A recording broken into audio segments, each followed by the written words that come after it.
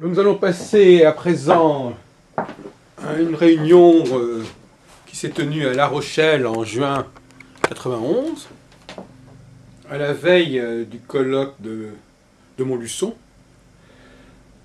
Et voilà, donc nous avions réuni à l'époque quelques astrologues dans les locaux de Didier Racour, le grand néromanien que nous connaissons. Alors nous allons écouter Mozan, qui est un astrologue qui était assez proche de Pierre Riquel, et qui avait, je crois, un point de chute dans la région, et qui vient de Metz.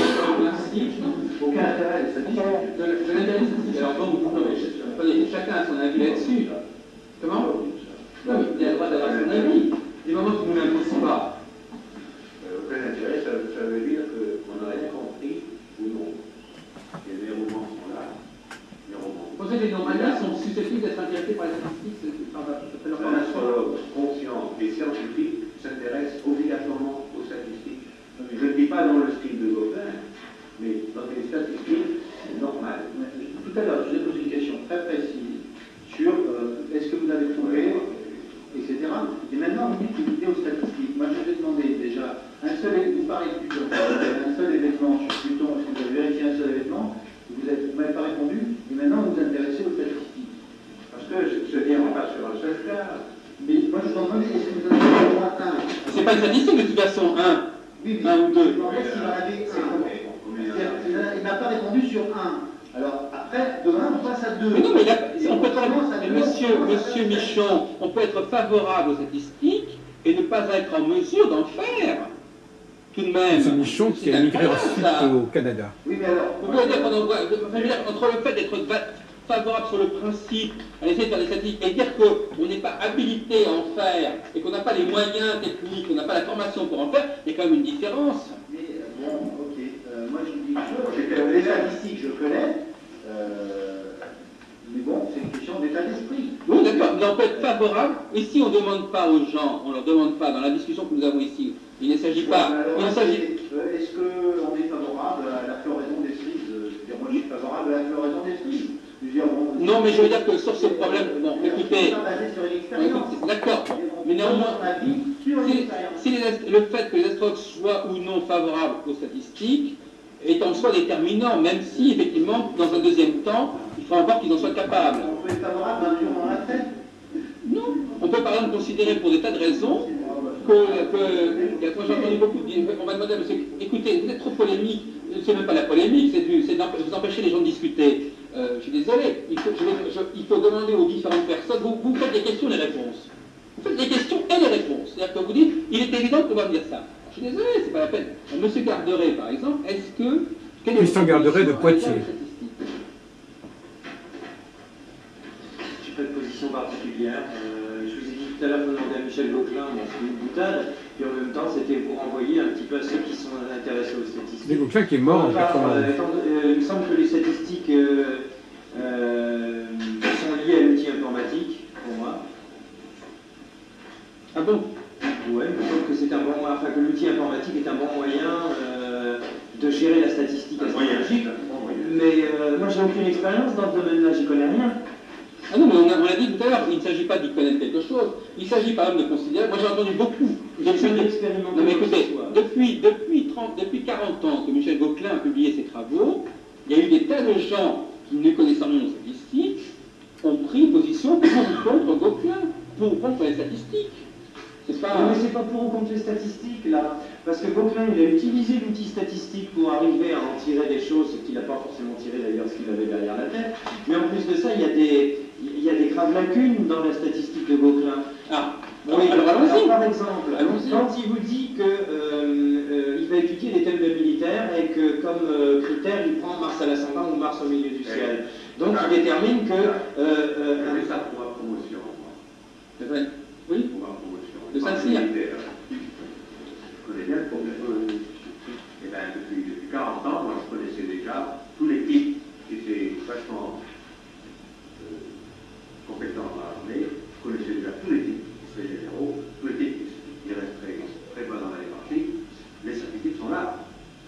On parle des statistiques des militaires, on ne sait pas ce que ça veut dire. Un militaire, c'est pas Marx, c'est pas vrai. D'accord. Alors, est-ce est-ce qu'on peut continuer? Donc, si vous voulez, essayons de préciser le débat, l'attitude par rapport à Michel Gauquelin. Bon, Gauquelin, pourtant, c'est ce qu'il a fait. Et il a fait une distribution, il a montré par un graphe que la distribution des militaires était par le phénomène du hasard, puisqu'il y avait beaucoup plus de militaires qui avaient Mars à l'ascendant et Mars culminant que dans une autre position. C'est un peu ce qu'il a démontré. Après, si vous le reprochez. Je reproche pour déterminer un martien, il a tenu compte que Mars était culminant ou à l'ascendant, mais il n'a pas du tout tenu compte qu'un Capricorne pouvait être martien, qu'un Bélier pouvait être martien, qu'un Scorpion pouvait être martien, et que c'est pas seulement d'être Scorpion. Comment a-t-il fait sa statistique? Ah, ça c'est son problème, c'est lui qui lui fait appliquer la statistique à l'astrologie. Ah non, mais justement, mais vous pouvez très bien le dire. Votre raisonnement consiste tout simplement, en fait, à refuser la statistique. Absolument pas, absolument. Parce que dans l'absolu, vous posez tellement de telles conditions. Mais c'est la moindre des choses pour déterminer un martien. Si, disons une chose, il n'y a pas seulement Mars à l'ascendant et Mars dans un thème, il y a, si vous prenez un thème dans sa globalité, il y a un nombre de paramètres considérables et il est quasiment impossible, en tenant compte de tous ces paramètres, de faire des statistiques et de déterminer des probabilités. Donc, vous dites que, à la fois, vous dites que vous êtes pour les statistiques, mais vous posez des conditions qui vont exactement en sens inverse. Moi, je suis obligé de le dire. Non, je comprends pas. Parce qu'en pratique, vous demandez aux statistiques vous exigez des statistiques des performances qu'elles ne sont pas en mesure de réaliser. Pourquoi pas en mesure? Parce qu'on ne peut pas intégrer dans la recherche, pour reprendre ce cas de militaire, est-ce qu'on ne peut pas intégrer aussi bien le signe du Scorpion, le signe du Bélier, en fait, tout au moins les signes martiens? Non, mais alors, ça n'a pas été intégré dans sa recherche. Comment vous le savez que ça n'a pas été intégré? Parce que c'est écrit, parce que j'ai lu son ouvrage et que j'ai vu de quelle manière il a procédé pour en retirer la courbe statistique. Enfin, moi, Lucien, de métier, déjà, pour parler de ça. Moi, je sais que j'ai lu le bouquin et je ne m'intéresse pas beaucoup aux statistiques, mais ça m'a servi à une chose, c'est qu'il s'est rendu compte que le Mars ne se trouvait pas sur le milieu du ciel ni sur l'ascendant, il se trouvait plutôt à gauche. On est calage. Ça m'a ouvert légèrement. Légèrement, mais là, je ne considère plus la cuspide de la maison comme la maison, mais j'aime bien prendre la maison. La cuspide du termine. Est-ce que le problème de l'ordre de naissance peut jouer un rôle là-dedans, que la cuspide peut bouger? Voilà, ça m'a désacralisé la cuspide. Et même plus, pour aller justement dans le sens de...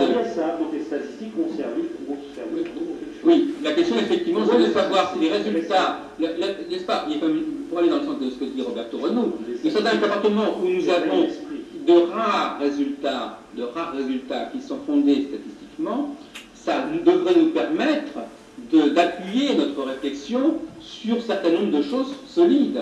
C'est-à-dire que ça permet de donner quelques lignes de force à l'astrologie. De même que tout à l'heure, quand on parle de rectification de l'ordre de naissance, ça permet aussi, quand on a quelques éléments de référence solides, d'étayer l'astrologie. Le fait, par exemple, que Michel Gauquelin arrive à des résultats qui valorisent les maisons 9 et les maisons 12, par exemple, et notamment la maison 12 qui apparaît comme une maison justement où la planète est valorisée en particulier, ça fait réfléchir l'astrologue et ça remet en question d'une certaine manière la théorie des maisons, ou du moins la théorie des significations des maisons. Ouais, il vaut mieux valoriser le vent d'une planète qui s'éveille au-dessus de l'horizon, la maison, que la valoriser quand elle est en première maison en vent. Voilà. Ça va donner cette ouverture-là. Donc on n'arrivera jamais à trouver quoi que ce soit au travers des statistiques, pas seulement les statistiques astrologiques, mais d'autres statistiques. Mais ça, il n'y avait pas forcément besoin de statistiques mais ça ouvre l'esprit. Non, c'est intéressant. Non, mais attends, la démarche de Gauquelin est quand même faussée quelque part. C'est ce que je voulais finir par dire. Elle n'est pas complète. Donc elle a une lacune. Elle n'est pas complète du point de vue de l'astrologue. Du point de vue de l'astrologue. C'est de l'astrologie. Non, mais je veux dire, elle n'est pas complète du point de vue de l'astrologue. Or, le point de vue de l'astrologue, il n'a qu'un intérêt limité. Pour un astrologue, il est évident que lui, il aimerait bien que tout son attirail de lois, de règles soit justifié d'une façon ou d'une autre. Ça, c'est son point de vue à lui, c'est ce qu'il voudrait. Mais en fin de compte, du point de vue du milieu scientifique, au contraire, les travaux de Gauquelin sont déjà en soi difficiles à accepter. C'est déjà énorme, c'est quelque chose d'extraordinaire. C'est que les astrologues font la fine bouche sur des travaux qui sont les premiers à apporter une preuve assez solide de la valeur de l'astrologie. C'est quand même pas rien. Alors, effectivement, d'autre part, il faut pas oublier une chose, c'est que Michel Gauquelin a fait depuis 40 ans a fait des travaux négatifs, n'est-ce pas? On dit qu'il a trouvé que ce qu'il a trouvé, les astrologues projettent un peu leur propre méthode, c'est-à-dire qu'ils disent, bon, si Gauquelin a trouvé sur Mars, Jupiter, c'est qu'il a cherché là-dessus. Mais non, pour une statistique positive, il y en a 10 négatives. Parce qu'il a testé tout ce qu'on pouvait imaginer comme cas de figure, etc. Et effectivement, on ne parle que des résultats qu'il a trouvés de façon positive. On ne parle pas des résultats où il a rien trouvé du tout. Il a en fin de compte fait le tour. Lui, Gauquelin, moi je le connais très bien, il aimerait beaucoup prouver qu'il y a d'autres choses qui marchent en astrologie. Ça ne ferait que renforcer sa position. Malheureusement, depuis 1950, où il a publié ses travaux qui valorisent les 5 planètes, Saturne, Jupiter, Mars, Lune et Vénus, eh bien, il n'a rien trouvé de plus. Mais moi, je trouve qu'il est quand même assez admirable. Ça fait 40 ans qu'il essaye de vérifier s'il a vraiment trouvé ce qu'il a trouvé, de vérifier s'il n'y a pas eu d'erreur, etc. Alors que les astrologues, il faut bien dire les choses comme elles sont. C'est-à-dire que quand même, il faut bien dire les choses comme elles sont. C'est-à-dire la qualité du travail scientifique des astrologues, la volonté de vérifier absolument qu'on a bien trouvé quelque chose, elle est très médiocre. Enfin, les astrologues ne sont pas vraiment des gens qui font tous les contrôles possibles pour s'assurer qu'ils ne se sont pas trompés quelque part. Et d'ailleurs, d'une manière générale, je pense que oui, c'est ça, donc je crois qu'il ne faut pas exagérer. Mais par exemple, je voudrais vous donner un exemple assez amusant du comportement du milieu astrologique, parce que moi je crois que c'est important de réfléchir sur le milieu astrologique, sur la communauté astrologique. Les astrologues, je ne parle même pas d'astrologie, mais remarque, la plupart des astrologues que je connais, eh bien, toutes les informations qui les gênent, au niveau personnel, au niveau de ce qui se passe autour d'eux, ils les suppriment. C'est-à-dire qu'en fin de compte, d'une manière générale, ils ont tendance à éliminer toutes les informations qui leur font problème, quelque part.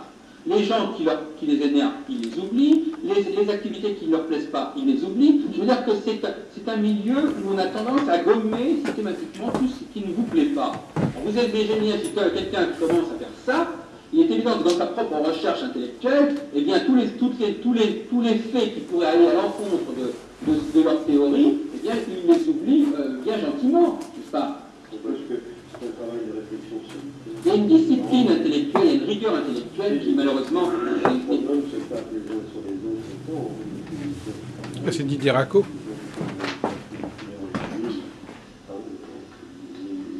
Les guerres entre les candidats et les autres, c'est pareil. C'est parce que l'astrologue est isolé, il réfléchit tout seul. Alors on va laisser monsieur Racco nous dire... Monsieur Racco, vous pouvez bien nous dire quelques mots sur l'astrologie, sur la modernité, avant de clore la réunion? Non, mais ça, c'est sûr. Avant. La monnaie anti-comité, c'était plus facile de parler que dans un colloque. Je suis des environnements là-dessus. Et en même temps, j'ai fait une réflexion par lettre. J'ai la lettre maintenant qu'on utilise une machine antérieure qui ne signifie plus rien. S'il faut voir, puisque tout est cycle et toute évolution, c'est là la base de l'école, il faut voir précisément où est l'évolution. Surtout ça, l'évolution quand on l'examine. Alors, si on s'occupe plutôt que du cercle, on machine sur soi-même, on retourne sur soi-même, donc on ne fait plus de l'astrologie vraiment. Et il y a simplement que par là, le fait que le cercle est coupé en bas, si vous voulez, ouvert, et que ça continue, etc. Il n'y a que ça qui précisément inclut à la fois le cycle et l'évolution. Donc, ça ne suffit pas l'environnement du domaine pour qu'on puisse, par rapport à des événements passés, qui sont bien délimités, les uns sont du centre, les autres du affaires continentales, d'autres au point de vue affaires sociales, d'autres à d'autres points de vue, n'est-ce pas? On pourrait voir aussi les tromperies au point de vue sentimental, enfin, toutes sortes de choses. Et quand on rassemble tout ça et qu'on compare, alors à ce moment-là, on fait jouer surtout l'ascendant, parce qu'il y a des gens qui n'utilisent pas leur ascendant, éventuellement c'est le destin qui brille, ils sont vraiment écrasés par le destin. Au contraire, il y en a d'autres qui utilisent le destin pour exercer leur libre arbitre. Le libre arbitre, c'est là-dessus que repose l'astrologie du gouvernement. Exactement. on est de libre arbitre. Est-ce que déterminer? Moi, j'inclus beaucoup le libre arbitre pour parler de quinconce. J'inclus le quinconce dans la spécialité un peu d'astrologue. Beaucoup le quinconce ne connaissent pas. Monsieur Bourquereau, est-ce que vous pouvez, parce que vous êtes de la génération montante, Bourquereau-Mozan. il faut quand même qu'à ce colloque de Montluçon, les neuromaniens Préparation colloque de Montluçon. soient représentés et tiennent un discours qui soit intéressant. Monsieur Rateau est un homme une personne assez âgée, qui a parfois du mal à se faire entendre. Il faudrait que nous vous aidions, enfin que nous vous entendions, nous parler un peu, que ce discours de Néron puisse être encore entendu en cette fin de siècle. Alors, si on vous demandait, comme ça c'est un exercice par rapport à votre intervention à Montluçon, puisque nous avons des néromaniens très âgés, M. K a 90 ans, M. Racco est octogénaire, bon, il y a des films de personnes, il y a des gens, les néromaniens aujourd'hui, l'école néroman a tendance est un petit peu fragilisée, est un petit peu menacée par l'âge, par le fait que certains éléments qu'il a. Bon, enfin, je veux dire, elle a du mal, à mon avis, actuellement, à trouver des représentants tout à fait dynamiques. Je ne sais pas, parmi vos étudiants, vos élèves, il y en a qui sont particulièrement brillants. Oui, il y en a pas mal de personnes qui viennent de dire. Madame Herman, Oui. elle a bien compris les romans. Elle a des idées, effectivement. Vous pensez que c'est la nouvelle c'est la relève? C'est la relève, là, oui. Bon, est-ce que monsieur Mozan, est-ce que vous pouvez, en avant-première du colloque de Montluçon, est-ce que vous pouvez nous faire toucher du doigt à nous, génération des nouvelles générations, je veux dire, ce qu'est le message, ce qu'est l'héritage de Néron? D'abord, Néron a eu l'art de pouvoir mettre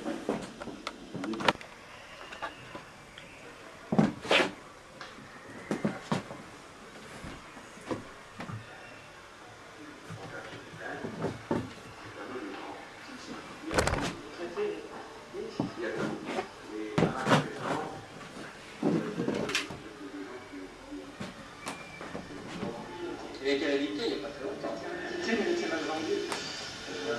Il a été sorti en 43, il a été réédité 40 ans après, c'est déjà une chance. Donc continuez, oui. Pierre Hackett m'a dit l'année dernière, que je l'ai vu, il m'a dit je regrette que personne n'ait pu prendre le flambeau de Il a été formé par ça. Et je pense que c'est dû à une question de rentrer à fond dans les détails, de pouvoir être très beau mathématicien. Il faut être matheux.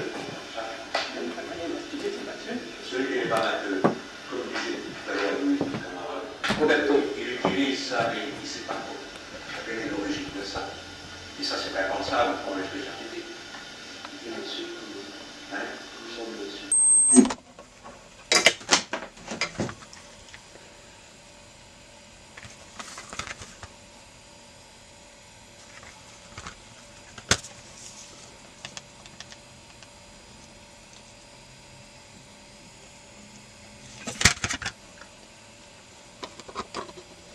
Continuez, oui. J'ai volé.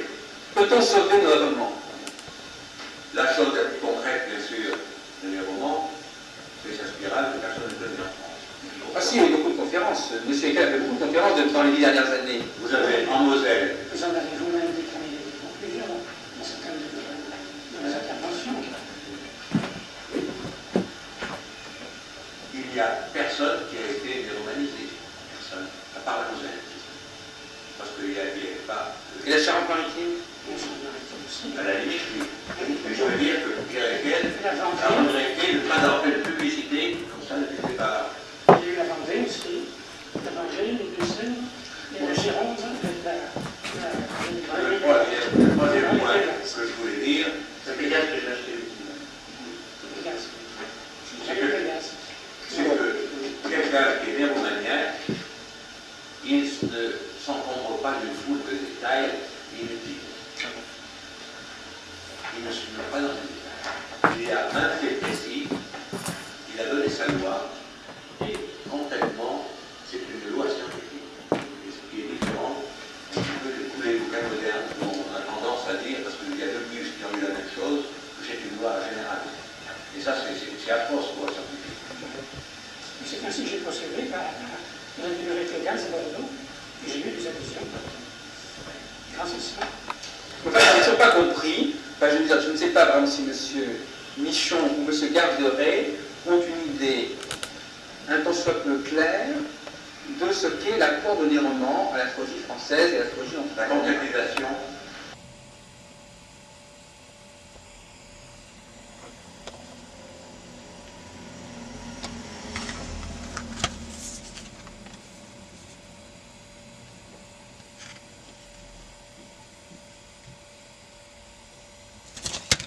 Il y a pas mal d'articles.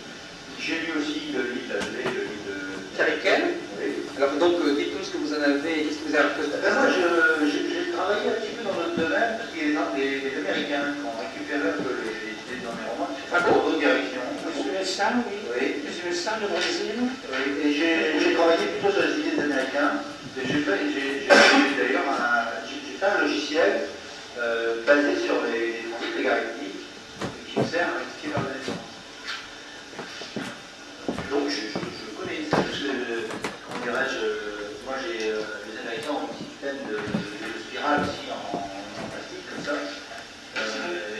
Moi j'ai tout informatisé, j'ai une calculatrice, comme les calculatrices de l'Oréas, qui est spéciale avec donc toutes les équations qui sont dedans, les équations comment dirais-je, logarithmiques, qui nous sert, dont je me sers tous les jours. Et le docteur du Brésil, je ne me rappelle pas son nom, exactement, a fait une traduction en brésilien de ouvrages de l'Europe. Moi j'ai connu dans des romans à partir du Canada, mais vu par les Américains. Enfin, si vous voulez, reprenons les choses très concrètement. Il va y avoir 45 minutes, concrètement. Quoi, en parlant des romantistes, Oui. Là dans la leçon de Platon, il y a ici à la page 101 un article sur les cubiques circulaires. Hein, je crois que c'est pas la peine voilà. de vouloir imposer ça. Non, je ne dis pas imposer ça, mais je dis que ça fait partie du fait que l'auteur des romans était un visionnaire. C'est un truc qu'il écrit là, de 22 ans, je ne sais plus en quelle année. Hein, et puis dans ce bouquin-là, Il a écrit ça en quelle année? c'est vraiment tout à part. Quoi, ce livre? C'est absolument pas en relation avec l'astrologie. C'est un article qui serait imprimé dans le livre. Ah bon? Et qu'il aurait publié dès 1950. Mais il l'a mis dedans. Il l'a mis dedans, etc. Mais moi, je sais, les 360 degrés du 7, je les transcris sur la surface sphérique. Informatique, quand je fais des horoscopes, des cartes du ciel, je fais pas la carte du ciel à plat, je fais la carte sur la surface sphérique. Et la courbe qui relie les signes et les 360 degrés sur cette surface sphérique, c'est la cubique circulaire de mon domaine.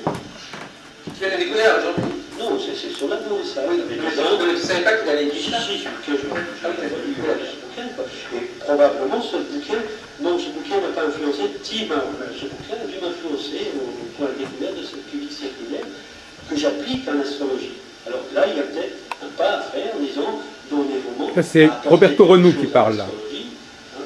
Parce que c'est insipide, parce qu'il existe quand même la bonne astrologie qui donc tu te situes dans cette parce que vous avez quelqu'un qui pouvait faire un petit exposé là sur ces quelques pages, sur sa cubique circulaire, ça s'arrête là, oui, il y a 4-5 pages, et puis moi je fais parallèlement un petit papier sur cette surface sphérique.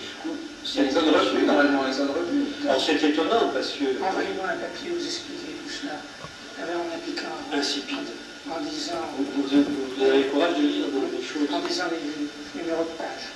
Tout ça, et j'essaierai alors de me pencher là-dessus et de donner des explications. Je comprends de plus anciennes. Comme ça, se rapportant à l'Antiquité Est-ce que vous avez ancienne, égyptienne, chaldéenne et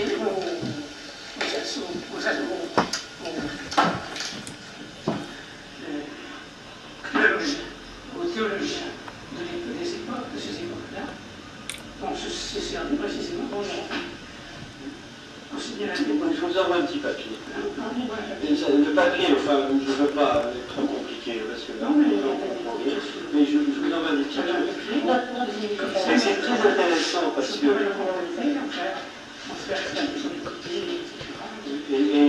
Néroman, c'est toute sa dialectique sur l'inversion, la magie de l'inversion, et cette fameuse courbe.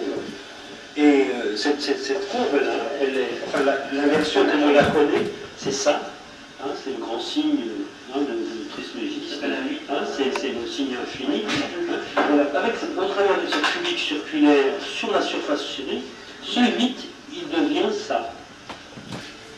Voilà. Grâce à la cubique circulaire de dans les romans, j'ai transformé ça en ça. Vous voyez? Et ça donne donc une dimension supérieure. Alors, je vous envoie un petit truc, c'est pas compliqué, je vous le promets, et bien essayez de faire un truc pas compliqué parce que personne ne va comprendre. Un petit machin,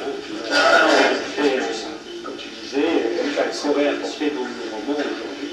Oui, justement, je crois que c'est peut-être intéressant qu'en effet, par rapport à l'exposé prévu à Montluçon sur Don les romans, tu puisses également reparler de ta boule. On aura l'atelier, je l'exposais, il y en a plusieurs. Mais on peut culture Internet, parce qu'il faudrait que ce serait dommage qu'on parle de des romans et qu'il n'y ait pas des choses intéressantes, des perspectives d'avenir. Comme ça, il y aurait des arguments comme ils allaient les uns Voilà, quelque chose de concret. concrétiser l'affaire et de faire comprendre d'une façon plus simple ce que les gens croient tellement qu'il leur fait peur. C'est ça, oui. J'ai des maquettes, Il ne faudrait quand même pas oublier aussi qu'un des apports de Néroman, c'est par exemple de s'être intéressé à la lune noire, par exemple, de s'être intéressé à Proserpine, enfin je veux dire de s'être intéressé à des éléments. La lune noire, par exemple, c'est quand même une notion qui est une notion introduite par Néroman. D'ailleurs, Jean Carteret, qui est un. Voilà, c'est ça. Donc finalement, je crois qu'il faut quand même faire un peu le tri. Si vous devez parler de Néroman, parler de la lune noire, parler de la question des transnewtoniennes, je suis incapable de parler de le problème de l'interprétation des deux lunaires, c'est ça qui aujourd'hui sont très importants dans l'astrologie karmique.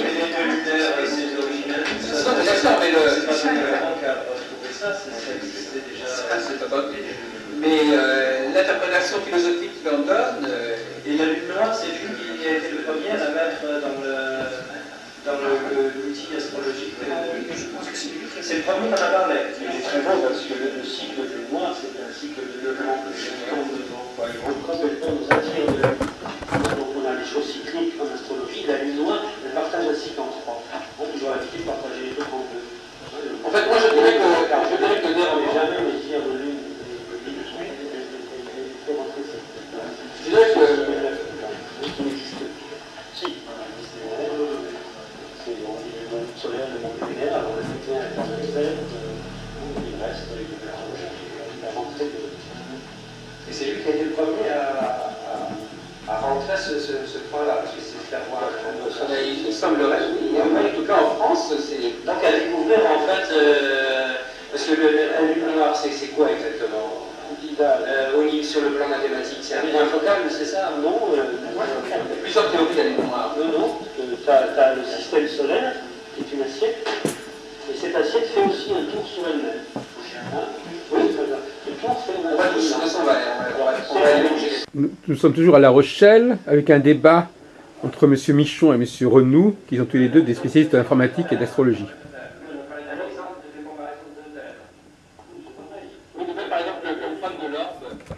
Dans les logiciels, l'ordre est déjà calculé, c'est un des côtés un peu pervers du calcul des thèmes par informatique, c'est que, au fond, il y a des choses qui sont, ou bien il y a un aspect, ou bien il n'y a pas aspect. Hein, alors que souvent dans la pratique de l'interprétation, c'est l'astrologue qui sent si il va mettre en rapport une planète ou une autre, et là ils vont avoir une conception très, très rigide de la notion d'aspect qui n'existe pas dans la pratique. C'est l'ombre qui gère ça. Oui. Non, mais là où Roberto a raison, c'est qu'effectivement, il y avait un certain nombre de techniques astrologiques qui tendaient à tomber en désuétude, du fait de la difficulté même de leur pratique, par exemple les directions primaires, et qui sont revalorisées par l'informatique. Ou dévalorisées. Parce que moi, j'aurais tendance à dire l'inverse. Je me rappelle quand j'ai commencé à problème que je faisais faire à la machine exactement ce que je faisais à la main. Je faisais faire mon boulot. Exactement comme je faisais depuis 10 ans. Mais c'est pas possible de faire à la machine, parce que le travail que fait votre cerveau, c'est si tu veux que l'astrologie soit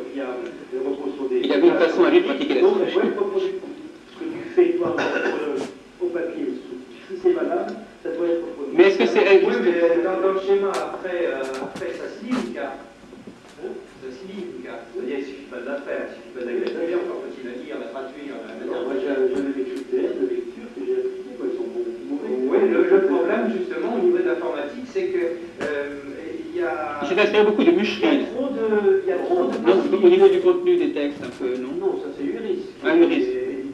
Oui, d'accord, enfin. Qui ont voulu que ce soit Ah oui, d'accord.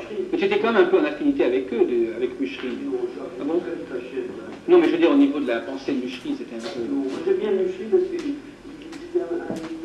connaît un peu... C'est très bon, Muchery. Parce qu'il a publié un tas de bouquins, des tas de machins, des règles, tu vois, il a des petits trucs, tu vois. Moi, j'aimerais bien qu'on fasse un parallèle avec l'architecture. Parce que, donc, moi, je suis architecte des PSG, j'ai eu un cabinet d'architecte et je me suis orienté vers l'astrologie. Mais c'est simplement pour dire que dans le domaine de l'architecture, c'est un petit peu comme dans l'astrologie. Il y a beaucoup de gens qui en parlent, mais il y a peu de gens qui connaissent. Et actuellement, on a effectivement la même chose, on a un avènement des logiciels de conception assistée par ordinateur, c'est comme l'astrologie, c'est pareil. C'est-à-dire que vous avez un client qui vient, il veut une maison, vous faites un très beau dessin à l'ordinateur, et les gens, voilà, les gens n'ont pas d'architecture, il a un beau dessin. Donc le problème de l'ordologie est le même, mais en fin de compte, il n'y a pas grand-chose à faire, il n'y a pas grand-chose à faire, à mon avis, globalement, l'individu qui aura... Laissez-moi finir. L'architecture et une clientèle. Laissez-moi finir. On travaille à la conception de logiciels d'architecture, de l'astrologie, il y a très peu de clientèle. Donc, je peux finir? Oui. Merci.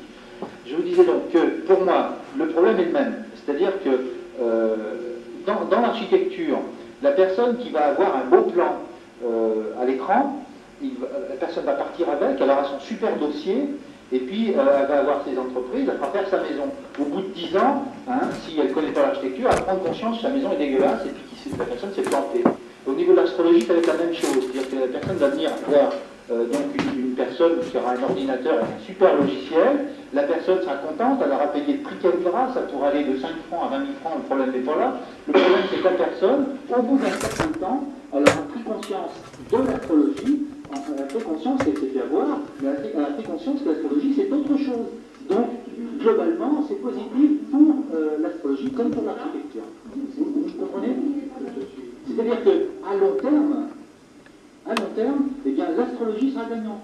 Quand M. Abrun dit que quand il voit l'astrologie arriver dans les cabinets d'astrologues et puis qu'on tire des trucs comme ça, les gens sont abusés, mais au bout d'un certain temps, ils seront conscients qu'ils sont abusés, ils seront aussi conscients que la science existe, et donc l'astrologie aura gagné des nouveaux clients, y compris les psychologues. Donc il n'y a rien, on n'a rien à perdre au niveau. Voilà, juste ce que je dis, c'est effectivement l'astrologie. L'astrologie qui est une technique finalement. L'astrologie qui est quand même une technique finalement au fond. Ce que je voulais dire, c'était que les logiciels d'astrologie ne sont pas aussi sophistiqués que les logiciels d'architecture, parce que c'est une autre clientèle. Logiciel d'architecture. C'est pas le même investissement. C'est pas le même investissement. Donc, logiciel d'architecture, c'est assez pointu. Mais je voudrais vous poser une question, Roberto. Il y a quand même, en informatique, il y a quand même ce qu'on veut faire et ce qu'on peut faire. C'est-à-dire qu'il y a quand même des limites au niveau... Vous avez rencontré des limites au niveau de l'interprétation. Il n'y a pas une souplesse absolue de... La limite, c'est pas l'informatique, c'est l'astrologue. Non, mais je veux dire que tous les produits... Non, je parle de la qualité... Tous les produits d'interprétation informatique n'ont pas la même qualité. N'ont pas la même qualité. Il y a Anastral, il y a Astroscope... L'architecture, tu as dessus 50 personnes qui travaillent pendant un an. On ne peut pas imaginer sur un logiciel d'astrologie. Si, Matrix, c'est ça. Matrix, c'est ça. Matrix, 140 à travailler. C'est américain? C'est pas le même Matrix. C'est pas celui de Rodel, c'est celui de... Comment? Oui, de Chicago. Ils ont une licence. Voilà, c'est ça. Aux États-Unis, j'y étais dernièrement, et bien, ils te sortent leur thème, la barre, la haute d'hôtel, partout, Matrix. Voilà. Chaque personne a son thème dessiné Matrix. Ah oui, ça s'est imposé. Là, c'est complètement imposé, ça va s'imposer ici aussi. Pourquoi? Qu'est-ce qu'il y a de supérieur dans le Matrix? Je connais très bien Matrix, ils ont du mal à faire ça en France. Parce que déjà, il faut à peu près 3-4 mois. Je veux dire, ici aussi, les gens, dans 5-6 ans, auront dans leur placement, dans leur faire du ciel, et pour ressortir. Mais ils ont déjà. Il y a un niveau périlleux, je crois. Mais Matrix, il ne faut pas faire ça en France. Périlleux. Ils l'auraient déjà fait. Bon, Alors voilà le premier thème, on va passer au deuxième thème, qui est un thème qui est également cher à notre ami Michon, c'est la rectification de l'heure de naissance. Alors c'est aussi un thème qui partage beaucoup les astrologues. Là, le dessin animé du thème à l'écran, pour rectifier l'heure de naissance, c'est fantastique. Ouais. Donc le dernier produit qu'on a mis au point avec Auréas, c'est donc en plus de l'horloge et l'horloge lente et l'horloge rapide avec superposition sur le thème natal, on a maintenant la possibilité de naviguer donc à partir d'une carte du ciel en avant, en arrière, mais en même temps dans l'espace-temps. C'est-à-dire que on a un pas de temps, mais on a aussi un pas d'espace en latitude, longitude. C'est-à-dire que les gens qui veulent naviguer un peu, voir au niveau du thème natal s'il faut rajouter un degré de latitude nord, les Américains ils font ça, hein. Et on peut le faire. C'est super intéressant. Bon, à part cette parenthèse qui nous permet de faire la transition vers le sujet de la rectification, donc je pense que j'aimerais bien savoir, par exemple, on va commencer par Christian Garderet. Je voudrais savoir, avant de laisser la parole aux spécialistes de la rectification, je ne sais pas si... Je voudrais savoir, chez Christian Garderet et chez M. Racco, quelle est leur position à l'égard de ce problème de l'incertitude sur l'heure de naissance et les mesures à prendre pour s'assurer de la valeur de cette heure de naissance. Est-ce que dans votre pratique professionnelle, vous en faites, il y a un moment consacré à ce problème? Au départ, c'était pas ce que vous parlez. Est-ce que vous pouvez vous mettre au milieu, là, en face, vous serez moins dans une verticale par rapport aux autres objets? Moi, je pars du principe au départ que l'heure de naissance donnée est fausse. Ah bon, très bien. C'est plus pratique. Parce que c'est la vérité en fait. Oui. Bon, elle est fausse, ça dépend. C'est variable. Bon, je commence déjà à mettre en garde le consultant par rapport à ça. Non, elle est fausse. Elle suspecte. Il y a des gens sur le papier qui a marqué 8h25. Et est-ce que ça veut dire que pour autant Ah, juste ça veut dire qu'elle est, oui. Mais même quand c'est que 8h, elle peut être juste. C'est vrai qu'en informatique, on ne se préoccupe pas beaucoup de ce problème. Mais maintenant, avec les montatoires, sans aller à 8h51, c'est pas parce qu'on a regardé l'heure à 8h51 que pour autant, on n'a pas les moyens de changer leur heure de naissance. Donc ça change rien. Travailler par façon. Si vous en voulez une, on ne vous pas. Avec une dizaine de chiffres dessus.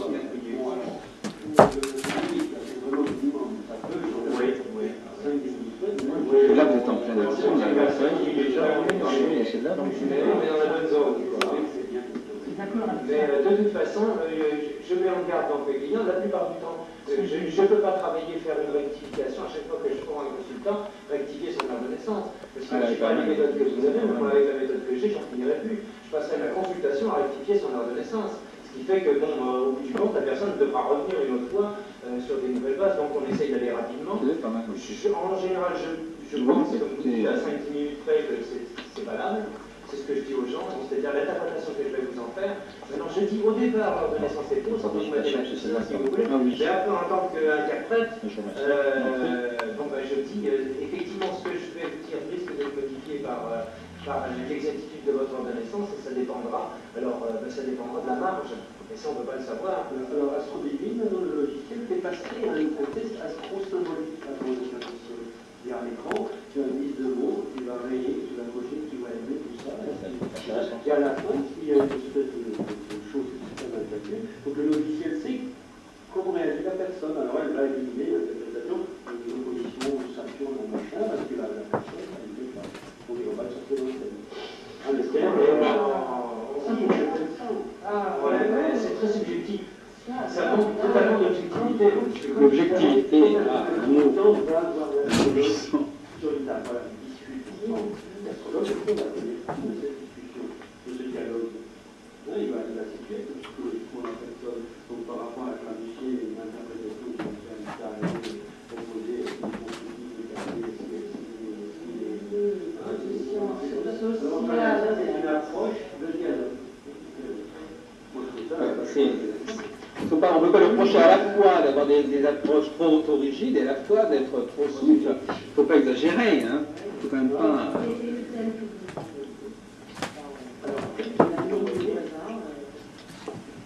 Mais... L'ami du voisin, que vous n'avez jamais vu. C'est au bibliothèque. bibliothèque ici. Reçoit un test astro-symbolique par correspondance. Alors, ils remplissent ce test, ils retournent, nous on le rend, quand ils sont pas là. Ça me fait un peu l'impression de question intellectuelle. Mais non, mais pourquoi, si les gens ont affaire à l'ordinateur, pourquoi pas les mettre devant la machine et leur dire, bon, ben, passez d'abord votre test, et après, on vous tirera un retour en soi. Voilà. Quel genre de test? J'ai pas très bien suivi. Les gens qui s'adressent à l'ordinateur pour avoir leur thème astrologique. Hein. Ah oui, On va pas les mettre voilà. devant l'ordinateur, C'est ça. passez votre test astro-symbolique, on va vous un peu de psychologie. Ah oui, d'accord. Et après, c'est bon, vous sortirez le thème. Oui. Oui, ça rentre dans le cadre de La machine. C'est l'input, c'est comme pour la morphopsychologie, c'est-à-dire que ce sont Donc, vous avez 3500 mots qui sont répertoriés en Oui. mots. Chaque mot a une symbolique. Non, le problème c'est d'enraciner le thème dans un terrain qu'on connaît. Par exemple, nous étions la semaine dernière avec M. Mello, Raoul Mello de Vichy, et lui il nous disait qu'il combinait nécessairement l'astrologie avec la physiognomonie pour pouvoir comprendre comment entrer dans le thème. Il avait besoin d'un élément extérieur au thème, et la rectification de l'ordonnance, ça pose directement cette question du dialogue entre l'astrologie et des données extérieures au thème qui vont permettre de caler le thème, de le poser. Déjà, la psychologie évolutive avec le thème. Ah, madame, justement, c'est toute la question. C'est toute la question d'une astrologie. Alors, oui, mais alors justement, c'est ça le problème. Vous avez des astrologues qui sont complètement... On va en discuter, mais votre position est assez connue. Par rapport aux événements de naissance, mais alors là, c'est un travail assez fastidieux qui permet peut-être vraisemblablement avec plus d'objectivité de caler la table de naissance que le petit dialogue qu'on fait au début pour voir. Je vais vous faire, vous êtes ascendant ça ou ça. Alors on va vous décrire les deux ascendants et vous me direz à votre avis celui auquel vous correspondez le mieux. Mais justement, en Inde, c'est ce qui se passe. Mais non, c'est pas subjectif, au contraire, c'est objectif. Les hindous, par exemple, ils posent un certain nombre de questions avant de commencer à interpréter le thème pour s'assurer que le thème, dès le départ, va quand même correspondre à un minimum de données objectives, justement. C'est subjectif. Vous avez un rapport entre le subjectif, vous utilisez les mots subjectifs et objectifs de manière très particulière. Quand vous observez, par exemple, si je vous dis cette montre est sur la table, est-ce que c'est objectif ou est-ce que c'est subjectif? C'est subjectif. Pour M. Garderet, c'est subjectif parce que c'est vous qui dites que cette montre est là. Absolument pas. À la limite. À la limite. Absolument pas. Non, pas du tout. Là, si on demande à quelqu'un si vous trouvez mieux à travers l'ascendant Scorpion ou à travers l'ascendant Sagittaire, la personne peut avoir une image, une envie d'elle-même de ressembler à l'image C'est un monde du sang, il y a moins de elle est Scorpion. Et c'est là où ça peut être subjectif. Oui, mais je veux dire par là que malgré tout, bon, j'exagère un peu, mais malgré tout, si vous voulez, il y a chez les astrologues, madame est... Entre la position de la montre sur cette table et la façon dont vous présentez, dont vous sentez, ce que vous pensez de vous-même, il y a quand même une différence. Oui, mais l'objectivité de la montre, elle ne fait pas partie de vous, elle est une... Oui, mais néanmoins... à travers quel oui. personnage vous représentez le mieux. Oui, d'accord. Effectivement, c'est un cas extrême, mais c'est pour vous montrer, si vous voulez, que... vous pouvez dire qu'à partir du moment, par exemple, prenons la graphologie par exemple, vous pouvez dire que pour un astrologue, les astrologues sont des gens qui ont une maladie de l'objectivité, de toute manière. Ce sont des hyper-objectifs. Voilà. Monsieur Renaud aussi a dit, c'est passé un peu inaperçu, mais elle a dit, mais finalement, est-ce que Madame Aristia Herman. Du thème lui-même, est-ce que c'est nécessaire d'avoir des éléments de comparaison ou de recoupement avec des faits extérieurs à l'astrologie? Est-ce que c'est le tout astrologique? C'est-à-dire qu'est-ce qu'on fait que de l'astrologie, uniquement de l'astrologie, et on prend que ce thème va être l'information centrale, et même exclusive, ou est-ce qu'on fait entrer, on panache l'astrologie avec un certain nombre d'autres informations chronologiques, physiques, psychologiques, etc. Oui, là, on s'adresse à... Moi, je m'adresse à... Non, je pense que vous posez le problème. Pour le dire, comment vous n'avez déjà pas comme ça psychologique. Ah bon, c'était ironique. Mais moi je pense que M. Renou a une position qui est extrêmement sensée, parce que justement il compense les inconvénients d'une astrologie qui serait uniquement mathématique, informatique, par un dialogue interactif, par une interactivité avec le client, qui est quand même tout à fait de bonne aloi. De bonne aloi, oui, mais je dirais, je me répète, comment avez-vous besoin de la personne pour savoir de qui il s'agit? Vous avez le thème, c'est lui. Non, mais l'informatique permet ce dialogue. Justement, l'informatique permet à la fois, l'informatique aujourd'hui permet à la fois de faire des calculs, mais elle permet aussi d'engranger les informations. Et je ne vois pas pourquoi il n'y aurait pas en effet, je pense que dans quelques années, la rectification de leur naissance par l'informatique sera probablement possible, parce qu'on va demander aux personnes, avant de commencer à calculer leur thème, qu'on leur donnera un certain nombre d'informations qui vont être intégrées et qui vont orienter l'interprétation. Nous faisons de la rectification de l'heure. Ah, justement, je voulais que vous me parliez un peu de l'école Néroman. Alors, comment vous procédez? Selon précisément l'interprétation des Belges, un degré égal à l'élan. Les Belges, pourquoi vous appelez les Belges? Je m'en rappelle plus son nom. Celui qui a fait l'origine précisément de la rectification de... Ah oui, Braille, oui, qui est paru réédité chez Derby, oui, d'accord. Alors, en question de client, en fonction de l'ascendant, parce que l'ascendant, c'est là le pivot de l'affaire. Le pivot de l'affaire au point de vue astral. Hein? Nos actes sont-ils libres complètement, ou sont-ils tout à fait déterminés, ou inclinés par nos propres interprétations? Et c'est là pour l'ascendant. Oui. L'ascendant, c'est le pivot. L'astrologie, dans les années 60, on accordait une importance énorme à l'ascendant, et qu'en effet, moi je me souviens quand j'ai eu mes premières années d'astrologie, je rectifiais systématiquement, comme disait M. Garderet, effectivement, je rectifiais systématiquement l'ascendant, je dis ça il y a 25 ans, je rectifiais systématiquement l'ascendant d'après la première impression que j'avais de la personne, d'après son physique, etc. Je disais celui-là il est plutôt long que cancer, il est plutôt cancer que gémeaux, etc. Là, vous extrapolez ce que je viens de vous dire, je n'ai pas du tout dit ça. Non, mais vous vous inquiétiez justement par rapport à ce problème. Alors, au départ, je pense que là, je pense avoir tout à fait raison. Mais quand vous, non, mais tout à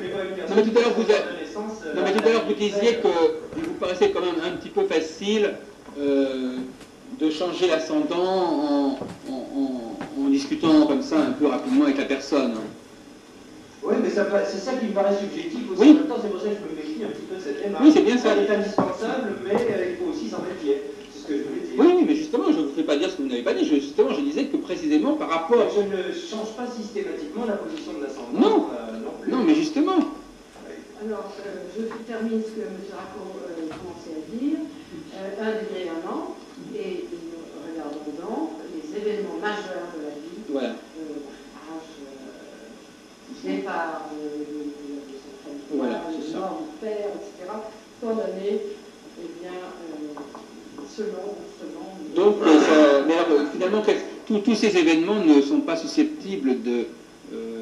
si ça ne touche pas aux angles du thème, ça ne permettra pas la rectification de l'ascendant. Il faut que ça mette en cause l'ascendant au milieu du ciel. L'ascendant au milieu du ciel, Ou une pointe des maisons. Ou dans d'autres points de maison. C'est la 5, par exemple, c'est les aventures sentimentales. Sur la 7, c'est le mariage. Et qu'est-ce que pensait M. Racco de cette... Monsieur Néroman, qu'est-ce qu'il pensait? Est-ce qu'il était a priori favorable à la rectification de l'ascendant, de leur naissance? Il était favorable à cette modification de l'ascendant selon les événements majeurs. Et les maisons qui étaient en cause.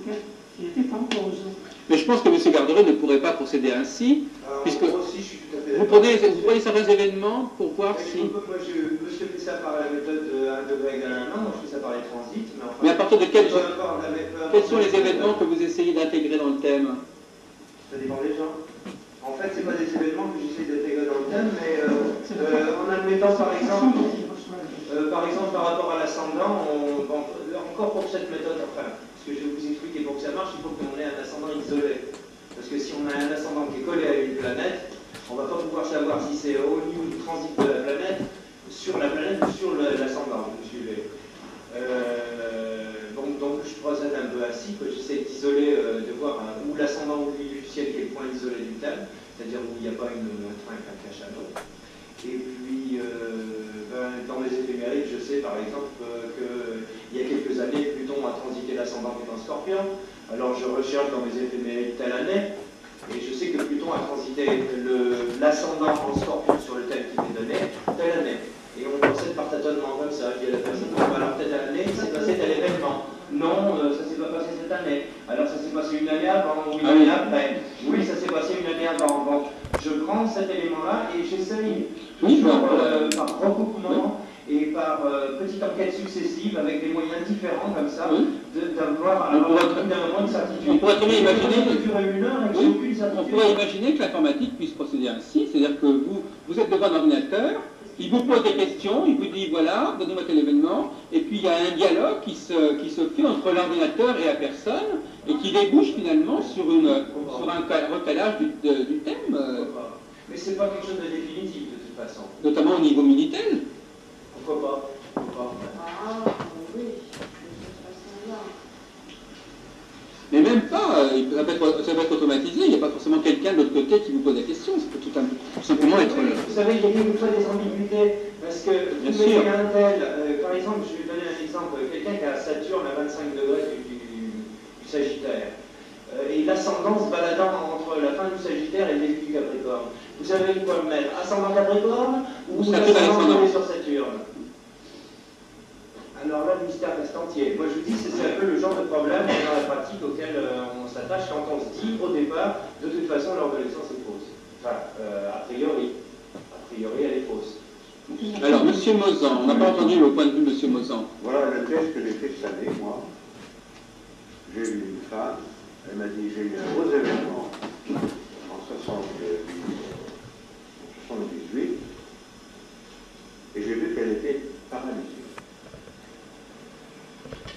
J'ai donc dit, je vais essayer de savoir à quelle date elle a eu son grand événement. Et pour moi, c'était une paralysie. En 78. J'ai trouvé une collègue, une astrologue, on ne savait pas le nom, qui m'a dit, moi, la renaissance de la bonne femme, je m'en fous. Je ne veux pas le savoir. Elle a fait ses calculs avec moi, et à la fin de l'après-midi, on a trouvé, c'était le 14 janvier 78. Je téléphone à la bonne femme, je dis bonne femme parce que je ne la connais pas. Je la connais pas. Et j'ai dit, est-ce que vous avez eu un événement sensationnel le 14 janvier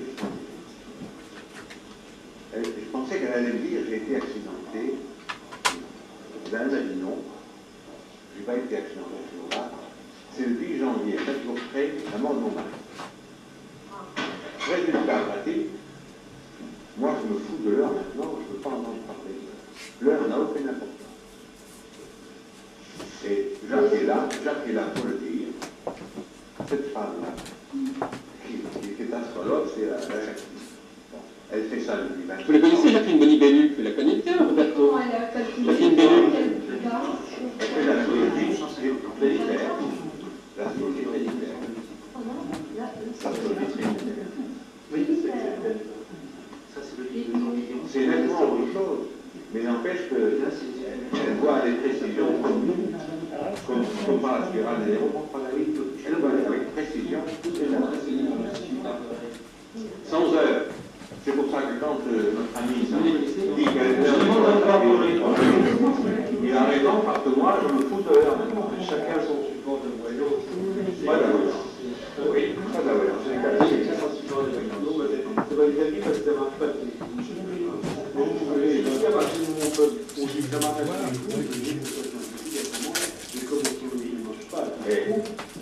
La Jacqueline, elle a fait au moins 1000 thèmes comme ça, 100 heures de naissance, qui s'attendent à tous les coups. Elle avait un système très particulier, Madame Belluc. Elle faisait avancer Uranus d'1 degré par an ou un truc comme ça. Mais d'ailleurs, justement, à propos, est-ce que les directions évolutives, justement, ne permettent pas également de préciser l'heure de naissance? Parce que les directions évolutives ça part du milieu du ciel. On fait évoluer le milieu du ciel, et quand ils rencontrent une planète, d'1 degré par enfin selon une progression assez complexe, donc effectivement si le milieu du ciel n'est pas bon, eh bien ce sont les prévisions évolutives qui vont être fausses. Vous ne pratiquez pas encore cette méthode des prévisions évolutives, c'est surtout développé par M. Haeckel à Metz, qui est un grand neuromanien, mais ça existe également de manière un peu différente chez les romans. Est-ce que vous faites la rectification de naissance par la spirale? Spirale évolutive, parce que M. Mauzan fait partie de l'école haeckelienne. Pourquoi? Comme le Siraco vient de le dire, uniquement par les Vous faites le thème. On vous dit que c'est à 8 heures l'heure de naissance. Vous faites vos calculs sur 8 heures et vous trouvez que la spirale ne convient pas. Et bien vous dites à la personne, à quelle date vous êtes rentré à l'hôpital? Vous avez un accident de voiture? C'est pour ça que vous avez un client. Et on a en 3 minutes. Sans calcul. C'est bien pour moi, je peux rien. Lui, il a normalement fait ça. Pourquoi oui? Non? Vous voyez tous les deux sur la avec ils ont chacun une boîte. Je ne sais pas comment il a fait, parce que je lui ai donné mon ordre de naissance ici, enregistré à la mairie, il me l'a corrigé d'un quart d'heure. Oui, mais avec la spirale, on corrige la naissance en 3 minutes. Avec la spirale, vous connaissez la spirale? C'est pas la même spirale, hein? C'est pas la même. Non! Celle de M. Haeckel a été corrigée. C'est pas la même. Non, c'est pas la même. Vous en avez une là? Non, Vous n'avez pas une spirale ici? Montrez-moi une spirale. Elle va en sens inverse chez eux. Non, parce que M. Haeckel a transformé le système des romans. Vous faites du néo-néromanisme.